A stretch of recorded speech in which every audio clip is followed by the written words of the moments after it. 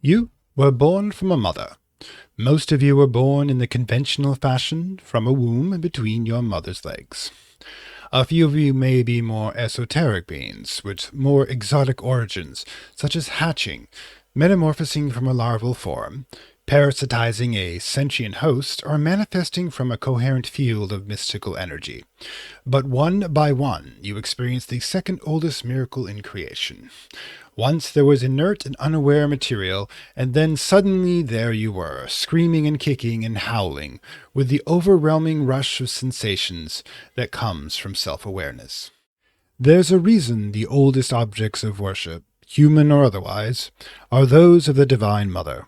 The oldest known of human origin are the wildly misnamed Venus statues, effigies of faceless women with the proportions related to human birth and child-rearing emphasized.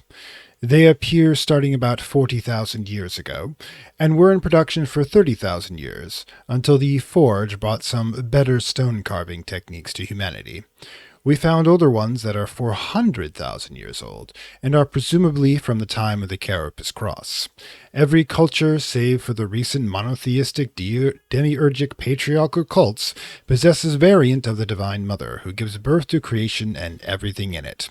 She and her many daughters are responsible for bringing all variants of life into this world. They are prayed to, invoked, sacrificed to this day, to help enable childbirth, for good harvest, for abundant game to hunt, for life itself to be possible. In this world, mother worship has been condensed by the Sisterhood of the Knot to the worship of the three primordial hours: the Malachite, the Horned Axe, and the Red Grail, plus their somewhat collective child, the Thunderskin.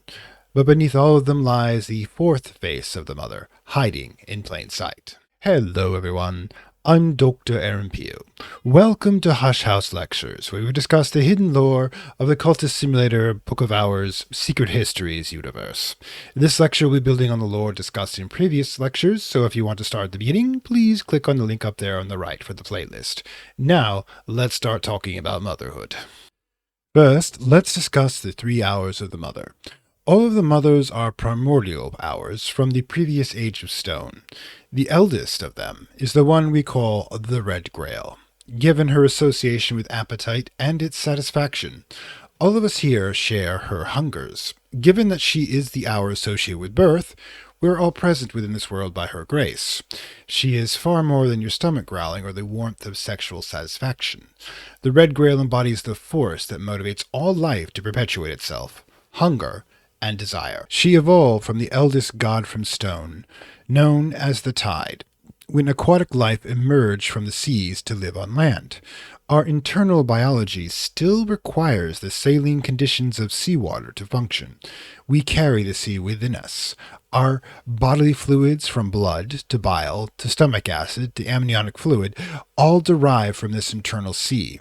Thus, the symbolism of the Red Grail devouring the tide, we carry the primordial tide as a grail of our own within us. The Red Grail of bodily fluids that both consumes the life of others to sustain itself, and also creates and nurtures in life within its most prominent manifestation, the womb. Thus, a child born of this primordial sea of the Grail within his mother's womb will inevitably return to the second most prominent manifestation of the Grail, the stomach, or other digestive organs, of that which consumes their flesh after death. This period between this departure and return from the Grail is what we call life. Perhaps the purest manifestation of this cycle is the curse of the sky. For unknown reasons, should any long have a child, they will be compelled to consume that child. Given that the mother of that child is obviously present at the child's birth, the child can be consumed before the umbilical cord is cut if no one stops her. Even if the child is safely spirited away, the hunger of the Grail will drive the parents to hunt and devour that child. The exact reasons behind this phenomenon are unknown, but the existence of this compulsion is such that the immortals among us are encouraged to find alternative methods of slaking the desires of Eros. So now we come to the second mother, the only known surviving god from stone, the Horned Axe. A primordial being of liminal spaces and loose boundaries, the horned axe serves as an earlier counterpart to the kernel and the lion-smith edge dyad. We discussed the axe to a degree in the previous lecture, but a quick recap. Before the kernel established the edge concept, the axe personified the concept of separation required for individual life to remain distinct from the primal source and each other. However, unlike the strict separation of being created by the edge, the axe possesses the knock and winter duality. Knock, which the axe would have taken from the seven coils originally, represents an aspect of nowhere, the infinite void that all manifested creation lies within. Thus it connects all things together. Winter, on the other hand, represents the emptiness of the void in which nothing can manifest. Thus it disconnects all things.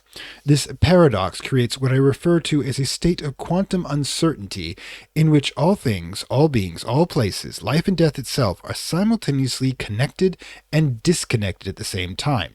If the edge aspect created by the kernel is a wall that strictly separates two things, the axe is a door that is both open and closed at the same time.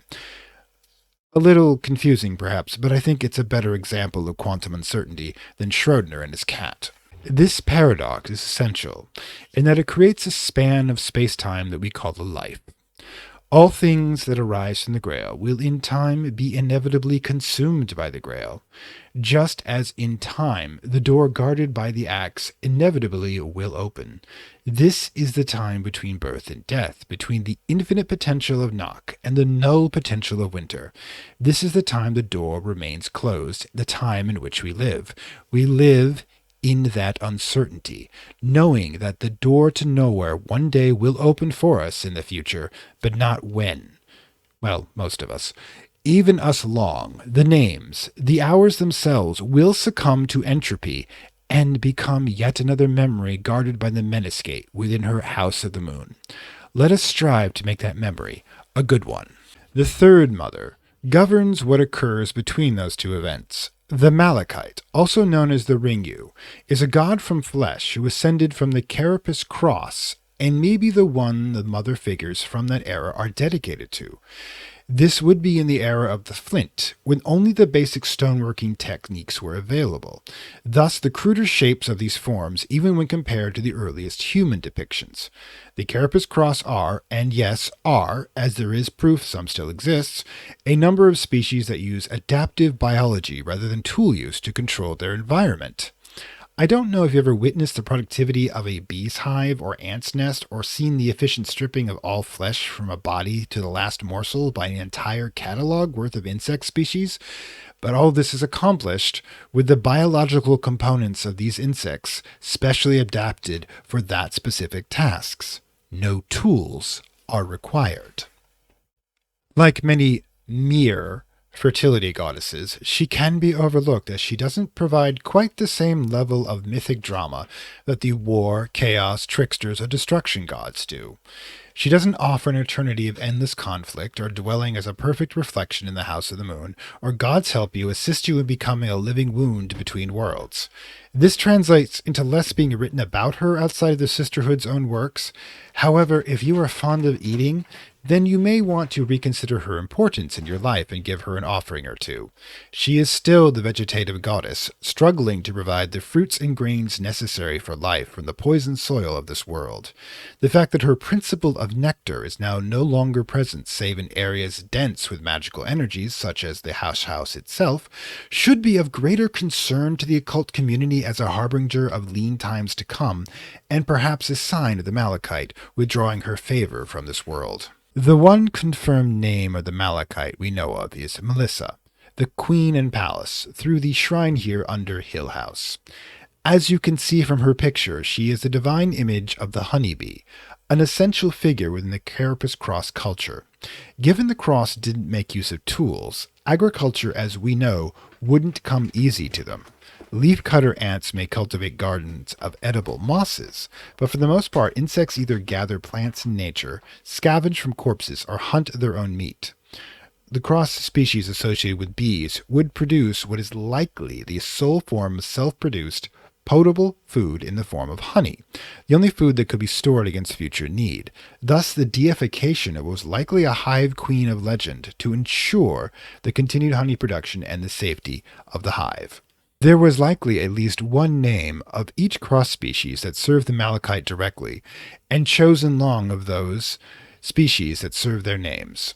Entire pantheons and advanced systems of worship are now entirely forgotten by their human descendants, save from the sisterhood's oldest records, if even there.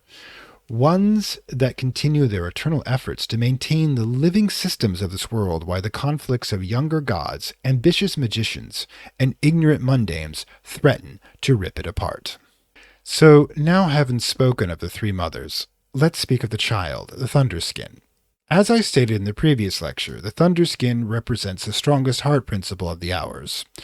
When the stolen glory evolved the Carapace Cross followers of the Watchmen into the first humans, their more advanced brain required a greater efficiency to circulatory system to provide it the oxygen-rich blood it needed to function.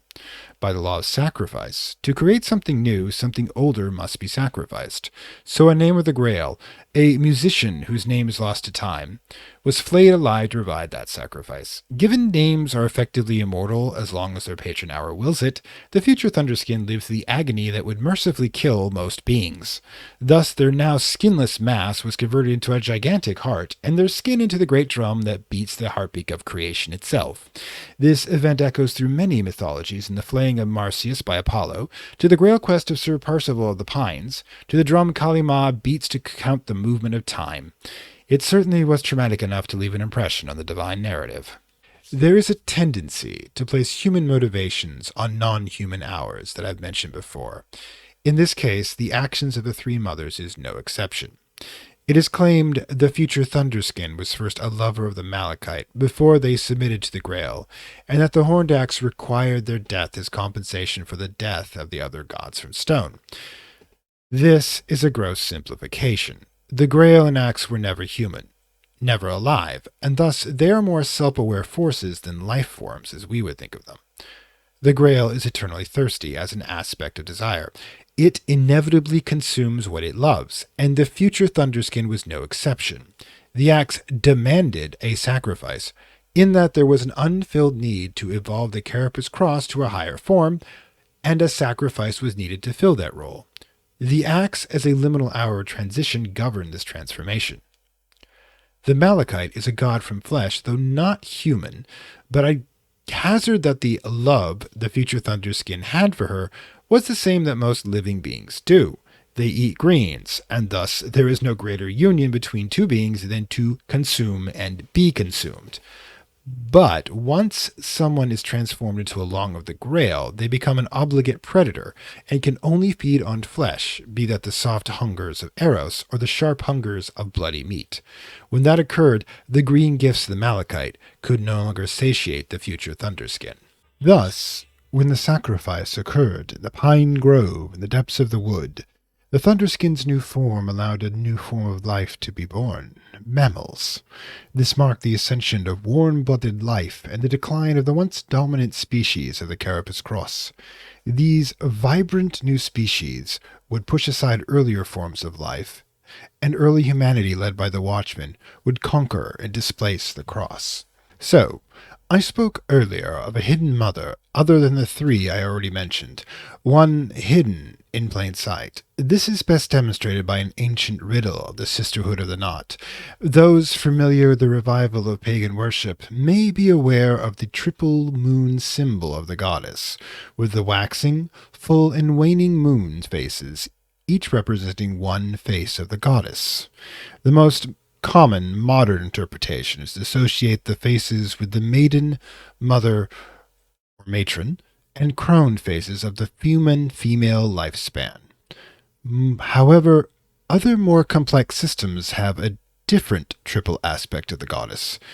The Red Grail, Horned Axe, and Malachite are the Sisterhood's aspects. However, the Sisterhood's riddle regarding this is, why are there 3 faces of the goddess, but 4 phases of the moon? The answer, of course, is that there aren't 3 faces of the goddess. There are 4. But like the triple moon symbol hides the dark of the moon behind it, the three mothers hide an older fourth. After all, blood, stone, and the green require something beneath them to exist upon. They need the earth itself, its rich, dark roots.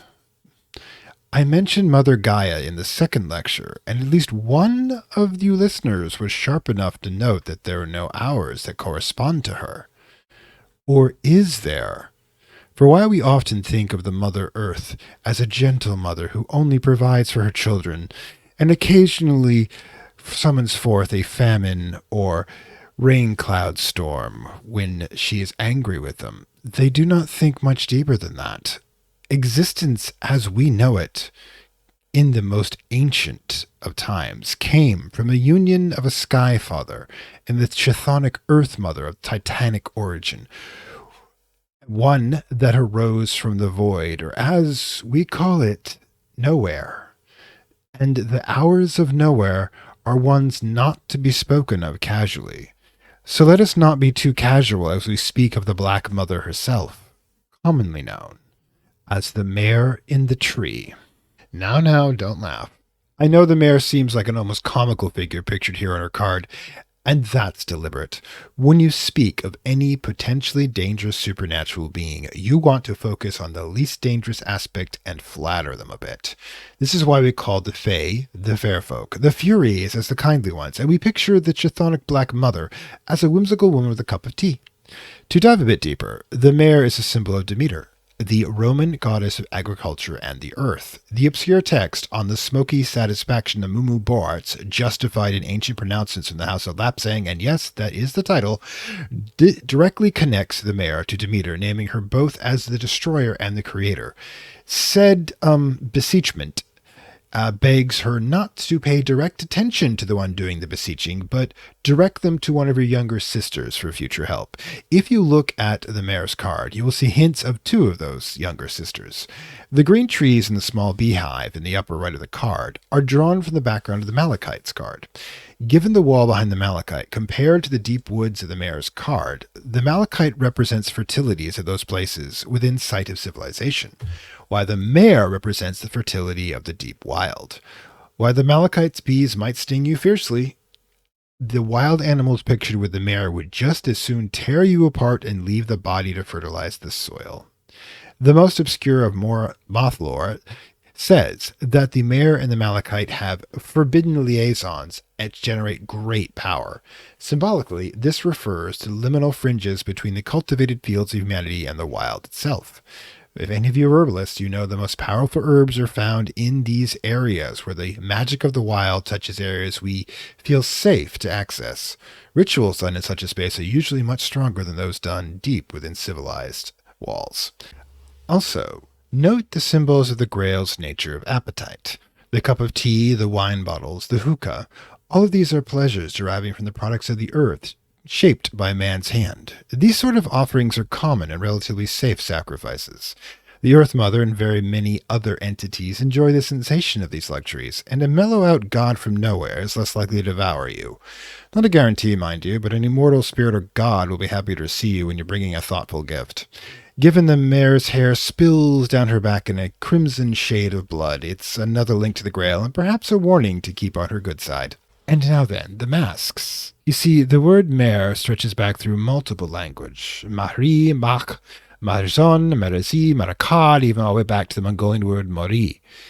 Simultaneously, the number of dark mother figures with similar etymology across multiple pantheons and systems of folklore is quite staggering, showing the association between mares and the dark mother goes back as far as humans record things. Now, given the moth lore I referred to earlier did not use the common term mare in the tree, probable reference to the world tree, but the earlier carapace cross term mare in the yew. So the mare has extended further all the way back to the 400,000-year-old culture of the cross as well. In short, the mare has been around a long, long time, perhaps as long as there's been solid ground to stand upon, and as the card shows, she has many faces and many masks. Some of you that have been tracking the recent Reckoner conflict might be familiar with one of those faces. In Krakow, there is a church known as the Church of St. Marizana, an abandoned church, abandoned for some time, in fact, and for a reason. The church is built on a place of pagan worship, and it's never been quite right. In the brief time they attempted to use it for regular services, they were plagued by mysterious disappearances. Even now, it's said that a supplicant who can come there and survive between dusk to dawn will receive a boon from the Dark Lady. All but one that have tried have been found dead, with a look of terror upon their face, their bodies frozen even in the midst of summer. And the one that did survive, it's said that he brought with him a sword forged by no known hands within no known world. But that's a story of its own. Maybe we'll come back to this someday. It does, however, show the dangerous but rewarding nature of those willing to deal with entities such as the mare. And if we are willing to descend even further into the mystery of the mare, it should be noted that her association with wood would allow her to be called the Black Mother of the Wood, and her fecundity might be said to have birthed 1,000 young. Those versed in the lore of the mythos might start to recognize these titles being similar to ones possessed by an entity whose name we do not dare speak lest they turn their attention to. Perhaps it's best if we refrain from further speculation on the Hidden Mother. Thank you for listening, if indeed you still are. I'm Dr. Aaron Peel, and this has been Hush House Lectures. I hope you found this lecture informative and entertaining. These lectures are made possible by the generous donations from supporters of this channel. It's these supporters who vote on the lectures, so if you'd like to have a voice on which subject will be discussed next, please consider becoming a patron. The links to do so are in the description below. Also, consider liking, sharing, and subscribing to help this channel grow and spread the dark gospel to more people. Have a wonderful night, day, or eternal twilight wherever you are. Farewell, and we'll see you next time at Hush House Lectures. I'd like to thank my Acolyte level supporters, whose contributions help this channel grow and hastens the inevitable digital apocalypse and rise of the Dark Lords of content and data.